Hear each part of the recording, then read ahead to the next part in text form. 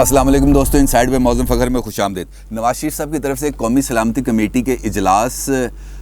کی جو کارروائی تھی اس کے اوپر کوئی رد عمل سامنے آیا؟ میری نظر سے تو نہیں گزرا۔ اگر آپ کی نظر سے گزرا ہو تو یہ براہ کرم مجھے اس سے ضرور آگاہ کیجیے گا۔ مریم صاحبہ کی طرف سے بھی کوئی رد عمل سامنے نہیں آیا، ابھی تک کوئی ٹویٹ سامنے نہیں آیا۔ اس کی کیا وجہ ہے؟ کیونکہ دونوں لیڈران کی اس اہم میٹنگ کے بارے میں کسی بھی قسم کا رد عمل آنا، حق میں، مخالفت میں، نیوٹرل، اچھی بات ہے، بری بات ہے، نہ آنا خاصی حد تک معنی خیز ہے۔ اس کی کیا وجوہات ہیں اس پر بات کریں گے، لیکن اس سے پہلے بات کریں گے اس عمل کی جو اس میٹنگ میں نون لیگ کے اراکین کی chief of army staff general Qamar Javed Bajwa کے ساتھ ہونے والی ہلکی پھلکی چٹ چیٹ، گپ شپ، مسکراہٹوں کے تبادلے کے بعد سے ان کے خلاف شروع ہوا، اور جو شکنجہ ہے ان کے گرد اور زیادہ ٹائٹ کرنے کی کوشش کی جا رہی ہے۔ ان کی جو آکسیجن پائپ ہے اس پر زیادہ وزنی پاؤں رکھنے کی کوشش کی جا رہی ہے، اور اس کے لیے ایف آئی اے کو دوبارہ زیادہ سرگرمی کے ساتھ متحرک کر دیا گیا ہے۔ اب آپ کو چونکہ معلوم ہے کہ عمران خان صاحب خود بھی کئی مرتبہ کہہ چکے ہیں، اور ان کے جو قریبی ساتھی ہیں وہ بھی اس بات کا اظہار کر چکے ہیں کہ نیب پراپرلی کام نہیں کرتا، کیونکہ نیب اگر کارروائی کرے تو یہ سارے چور لٹیرے جیلوں میں ہوں، لیکن یہ جیلوں میں نہیں ہے تو باہر دندناتے پھر رہے ہیں۔ لہٰذا ضرورت تھی ایک ایسے ادارے کی جو براہ راست وزیر اعظم کے کنٹرول میں ہو، اور وہ ایف آئی اے ہی ہے یقینی طور پر۔ اب براہ راست وزیر اعظم عمران خان ایف آئی اے کی کارکردگی کو نہ صرف مانیٹر کر رہے ہیں، بلکہ ان کے ایک اور بااعتماد ساتھی شہزاد اکبر صاحب براہ راست ایف آئی اے کے تمام معاملات، اور خاص طور پر احتساب کے معاملات، اور خاص طور پر اپوزیشن، اور اپوزیشن میں سے بھی خاص طور پر نون لیگ کے معاملات کو بڑے اچھے طریقے سے ہینڈل کرنے کی کوششیں کر رہے ہیں۔ اور پھر جب دو اہم ترین شخصیات متحرک ہوں، کسی اہم ادارے پر ان کی نظر ہو، تو پھر اس ادارے کا متحرک ہونا تو بنتا ہی ہے۔ اور اس کے نتیجے میں تازہ ترین کارروائی میں جو ہوئی ہے، جس پر ایف آئی اے نے اپوزیشن لیڈر ہیں پنجاب اسمبلی کے حمزہ شہباز صاحب، ان کو ایک اور نوٹس بھجوا دیا ہے، اور اس نوٹس میں ان سے مطالبہ کیا گیا ہے کہ وہ آپ 30 دن کے اندر اندر اپنی جو تمام جائیداد ہے، جتنے اثاثے ہیں، جتنی جیولری ہے، جتنے شیئرز ہیں، پرائز بانڈ ہیں، اس قسم کی جو چیزیں ہیں، جائیداد ہے، زمین ہے، اثاثے ہیں، ان کی تمام تفصیلات، ان کے اوریجنل کاغذات، اور اس حوالے سے تمام تفصیل لے کر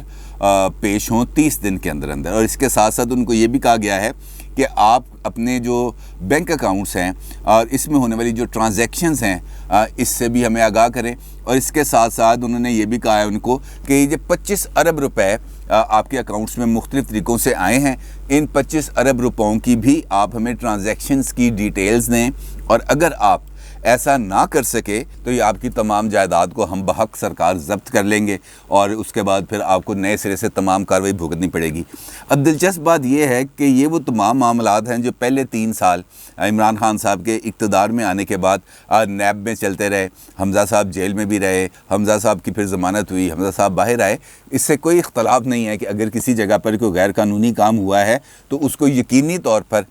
اس پر سزا بھی ملنی چاہیے، اور اس سے کسی کو کوئی چھٹکارا نہیں ہونا چاہیے، چاہے وہ اعلیٰ ترین حکومتی عہدے پر فائز ہو یا میرے جیسا ایک عام انسان ہو۔ جو بھی قانون کی خلاف ورزی کرے گا اس کو اس کی سزا ملنی چاہیے۔ لیکن یہ تمام معاملات جس طریقے سے چلائے جا رہے ہیں اس پر بڑے سنگین سوالات اٹھتے ہیں کہ اگر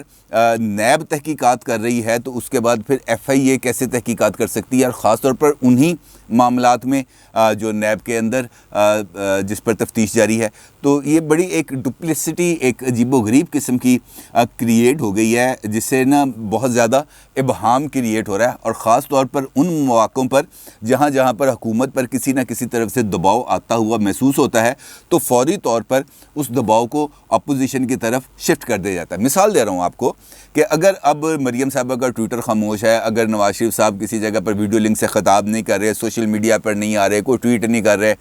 شہباز صاحب خاموش بیٹھے ہوئے ہیں، اور مسلم لیگ نون کے جو لیڈران ہیں وہ بھی کوئی خاص ریزنٹمنٹ کا کسی بھی جگہ پر اتنا زیادہ مظاہرہ نہیں کر رہے، تو پھر اپوزیشن کو زیادہ ٹائٹ کرنے کی کوشش تو صرف یہ ہوگی نا تاکہ یہ بولیں۔ اب اگر یہ بولیں گے تو ڈیفینیٹلی وہ کسی نہ کسی کے خلاف بولیں گے، وہ کسی نہ کسی کے حق میں تو نہیں بولیں گے۔ اب جب وہ خلاف بولیں گے تو پھر یہ کہا جائے گا کہ دیکھیں جناب یہ کیسی صورتحال ہے، ہم نے ان کو احتساب کے شکنجے میں جکڑا اور ساتھ ہی ان کی طرف سے بیان بازی شروع ہوگی۔ اگر احتساب نہ کریں تو یہ خاموش بیٹھے رہیں گے، اور یہی وہ اسٹریٹجی ہے کیرٹ اینڈ سٹک کی جو عمران خان کی گورنمنٹ مسلسل استعمال کر رہی ہے اپوزیشن کی طرف. یہ حمزہ صاحب کی میں نے آپ کو بات بتائی. آج فواد چودھری صاحب نے ایک ٹویٹ کیا, اس ٹویٹ میں ان کا یہ کہنا تھا, میں آپ کو بتا رہا ہوں کہ کس طریقے سے چیزوں کو, معاملات کو مکس کر کے پروپیگنڈا کیا جا رہا ہے. انہوں نے ٹویٹ کیا اور اس پہ ٹویٹ پہ ان کا یہ کہنا تھا کہ آصف زرداری کے جعلی اکاؤنٹس کیس میں نیب نے اب تک 33 ارب روپے کی وصولی کر چکی ہے. آپ ذرا غور فرمائیں کہ پاکستان کو کس حد تک لوٹا گیا, اور لوٹ کر پاکستان کی جو اماؤنٹ ہے, پاکستان کا جو پیسہ ہے, وہ بیرون ملک منی لانڈر کیا گیا. اب ایک جانب اگر ہم بات کریں, اس وقت آصف زرداری صاحب شدید علیل ہیں, ہسپتال میں ان کا علاج جاری ہے, اور بہت سارے لوگ بہت ساری خبریں پھیلا رہے ہیں. کچھ کہتے ہیں وہ ان کا عارضہ قلب میں مبتلا ہوئے, کچھ کہتے ہیں کہ کمر کی تکلیف ہے. خیر جو بھی معاملہ ہو, وہ علیل ہے, اس وقت ہاسپٹل میں, وہ آپ کو براہ راست ان الزامات کا جواب نہیں دے سکتے. لیکن آصف علی زرداری صاحب کے اوپر ابھی تک جعلی اکاؤنٹس کا جو کیس ہے وہ چارج ہی نہیں ہوا. ابھی تک ان کو اس کیس کے اندر ان پر فرد جرم تک عائد نہیں کی جا سکی. تو اس کے اگینسٹ ہم یہ کہہ دیں کہ 33 ارب روپے وصول کیے جا چکے ہیں, تو بڑی عجیب بات ہے. پیپلز پارٹی کے لیڈران کا اس پر جوابی رد عمل آیا. ان کا یہ کہنا ہے کہ آصف علی زرداری نے تو 1 روپیہ نہیں دیا, جو 33 ارب روپے یہ وصول کرنے کا دعویٰ کر رہے ہیں, یہ اس کیس کے وہ تمام لوگ ہیں جنہوں نے ان کے ساتھ پلی بارگین کیا ہے, اور پری بارگین کے نتیجے میں ان کو ضمانتوں پر رہائی ملی ہے. آصف زرداری صاحب نے تو نہ کوئی جعلی اکاؤنٹس کیس بنائے ہیں, نہ جعلی اکاؤنٹس کے ساتھ ان کا کوئی لینا دینا ہے, نہ جعلی اکاؤنٹس کے ساتھ ان کا کوئی تعلق ہے. لہٰذا جو انہوں نے اکاؤنٹس بنائے نہیں, ان اکاؤنٹس میں ان کی ٹرانزیکشن نہیں ہے, لہٰذا ان پر الزام عائد نہیں کیا جا سکتا. قطع نظر اس بات سے کہ آصف علی زرداری صاحب نے کرپشن کی ہے, قطع نظر اس بات سے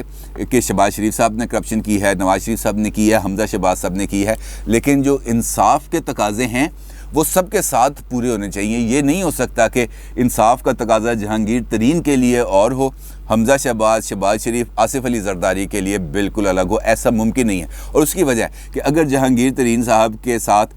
30-40 اراکین اسمبلی موجود ہیں اور وہ چلے جاتے ہیں عمران خان صاحب سے ملنے کے لیے, عمران خان صاحب پر پولیٹیکل دباؤ بڑھاتے ہیں, تو ایک یک رکنی کمیشن بن جاتا ہے علی ظفر صاحب کی سربراہی میں, جو ان کے جو کیسز ہے اس کا پر جائزہ لیتا ہے, اور جائزہ لینے کے بعد عمران خان صاحب کو رپورٹ پیش کرتا ہے, اور اس کے بعد ایف آئی اے کہہ دیتی ہے جا کے عدالت میں کہ ہم نے تو ان کو گرفتار ہی نہیں کرنا, تو جس پر وہ ضمانت کی درخواست بھی واپس لے لیتے ہیں. اس کے بعد وہ کیس کس جگہ پہ چلا گیا آج تک علم نہیں. تو اگر سوال یہ ہے کہ اگر کمیشن اس طرح کا تحقیقاتی کمیشن ایف آئی اے کے شوگر سکینڈل پہ بن سکتا ہے, تو پھر حمزہ شہباز, شہباز شریف, آصف علی زرداری, ان کے لیے علی ظفر کو کیوں نہیں کہا جاتا, یا علی ظفر جیسی کسی اور شخصیت کو کیوں نہیں کہا جاتا کہ جناب آپ بھی ان معاملات کو دیکھ لیں ذرا ایک دفعہ کہ کیا واقعتاً ان سارے معاملات میں, ان سارے کیسز میں, ان سارے کرپشن کے الزامات میں کسی بھی حد تک سچائی موجود ہے, تاکہ دودھ کا دودھ اور پانی کا پانی کم از کم عمران خان صاحب کی حد تک تو ہو. لیکن یہ نہیں ہوگا, یقینی طور پر ایسا نہیں ہوگا, کیونکہ جہانگیر ترین گروپ کے سر پر اس وقت ان کی گورنمنٹ قائم ہے. جہانگیر ترین گروپ نکلے تو عمران خان صاحب کی گورنمنٹ ختم ہو جائے گی, جبکہ ان لوگوں سے کوئی ویلیو نہیں ہے. یہ عمران خان کے ساتھ ہوں تو ہو نہیں سکتے, خلاف ہے ان کے ہونے سے حکومت گرے گی نہیں, کیونکہ ان میں ابھی اتنا وہ دم خم نہیں آیا کہ یہ حکومت کو گرا سکیں, یا کم از کم اس حد تک کلیئرٹی آف مائنڈ نہیں ہے کہ یہ گورنمنٹ کو گرا سکیں. اور یہی وجہ ہے جس کی وجہ سے عمران خان صاحب کی حکومت اس طریقے سے معاملات کو لے کے آگے چل رہی ہے. اب آپ نے دیکھا کہ 2 دن پہلے پارلیمنٹ کی قومی سلامتی کمیٹی کا اجلاس ہوا, اور وہاں پہ بڑی اب قطرہ کر کے ایک کر کے 2 باتیں باہر آ رہی ہیں جو اس سارے صورتحال کو واضح کرتی ہے. اور جس طرح میں نے آپ سے اس ویلاگ کے آغاز میں آپ سے بات کی کہ نواز شریف صاحب بھی خاموش ہیں, مریم صاحبہ بھی خاموش ہیں, کوئی اچھا برا رد عمل سامنے نہیں آیا. تو اس کی وجہ کیا ہے؟ اس کا جواب دیا ہے آج رانا ثناء اللہ صاحب نے, جب انہوں نے میڈیا سے گفتگو کی. اس گفتگو کے دوران چونکہ انہوں نے یہ اندر کی کہانی کو کھول کے بیان کیا, لیکن ذرا بچا کے, تو وہ میں آپ کے ساتھ شیئر کرتا ہوں. رانا ثناء اللہ صاحب نے کہا کہ یہ افغانستان کے حوالے سے گفتگو تھی, جہاں پر جو عسکری قیادت ہے اس نے اراکین پارلیمنٹ کو بریفنگ دی اور موجودہ صورتحال سے آگاہ کیا, اور اس پر ان کا یہ کہنا تھا عسکری قیادت کا DGISI کا اور آرمی چیف کا، ان کا یہ کہنا تھا کہ پاکستان اس وقت بہت زیادہ نازک دور سے گزر رہا ہے اور ہمیں چاہیے کہ ہم قومی یکجہتی کا مظاہرہ کریں، جو ایشوز ہے اس کو زیادہ ایک دوسرے سے ان میں الجھائیں نہ، جو قومی سیاست ہے اس کو فروغ دیں، اختلافات کو کم کریں اور جو ہمارا آبجیکٹو ہے اس کی طرف، قومی مفادات کی طرف ہمارا یکساں موقف ہونا چاہیے، یہاں پر کسی قسم کی سپلٹ نہیں آنی چاہیے۔ تو ان کو یہ جواب دیا گیا کہ جناب قومی مفاد سب کے لیے مقدم ہے، آپ کے لیے بھی مقدم ہے، ہمارے لیے بھی مقدم ہے، لیکن اس کے لیے جب قومی اتفاق رائے کی جہاں تک بات ہے تو اس کے لیے ضروری ہے کہ تمام ادارے اپنے اپنے آئینی حدود کے اندر رہتے ہوئے کام کریں، الیکشن آزاد، شفاف اور منصفانہ ہوں، الیکشنز چوری نہ ہوں، آئین پر مکمل طور پر عمل درآمد ہو۔ جب تک یہ تمام معاملات نہیں ہوتے تب تک یہ کیفیات برقرار رہیں گی۔ ہاں، اگر ہر قسم کی مداخلت سے پاک انتخابات ہوں جو آزادانہ بھی ہوں، شفاف بھی ہوں، منصفانہ بھی ہوں، تو اس کے بعد جو حکومت قائم ہوگی اور اس کے نتیجے میں جو اسمبلی قائم ہوگی اس میں ایک قومی اتفاق رائے موجود ہوگا، اور یہی قومی اتفاق رائے کی اس وقت ہمیں ضرورت ہے۔ یعنی مسلم لیگ نون کی طرف سے اس سیشن کے اندر یہ جواب دیا گیا فوجی قیادت کو، جب قومی اتفاق رائے اور سیاسی امور کو زیادہ اچھے طریقے سے آگے بڑھانے کی بات ہوئی، اور یہی موقف ہے نواز شریف صاحب کا اور یہی موقف ہے مریم نواز صاحبہ کا۔ جب یہ موقف پارلیمنٹ کے اندر، ایوان کے اندر فوجی قیادت کے سامنے پولیٹیکل قیادت نے رکھ دیا، تو اس کا مطلب یہ ہے، نون لیگ والے یہ کہتے ہیں کہ ہمارے اس موقف کو سامنے لانے کے بعد اب نواز شریف یا مریم صاحبہ کی اس بارے میں مزید بات کرنا بنتا نہیں ہے، کیونکہ وہ اس ملاقات کے اندر، اس میٹنگ کے اندر شریک نہیں تھے۔ لیکن دوسرا پہلو اس معاملے کا یہ بھی ہے کہ مریم صاحبہ اور نواز شریف صاحب اس معاملے پر ابھی فوری طور پر گفتگو نہیں کریں گے، وہ بھی دیکھیں گے کہ حالات کس رخ پہ جاتے ہیں، کس طریقے سے آگے بڑھتے ہیں، کیا سیاستدانوں کو سپیس ملتی ہے یا سیاستدانوں کو مزید پابندیوں کا شکار کیا جاتا ہے، اور اگلے 2-3 دن وہ اس سارے اس کو بڑے منیوٹلی اس کا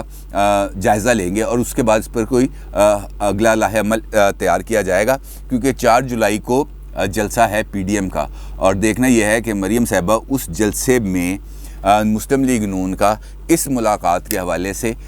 موقف کا کس طریقے سے اظہار کرتی ہیں، کیونکہ وہی موقف نواز شریف صاحب کا موقف سمجھا جائے گا۔ اپنی رائے کا ضرور اظہار کیجیے گا۔ آپ کا بہت شکریہ۔ اللہ حافظ۔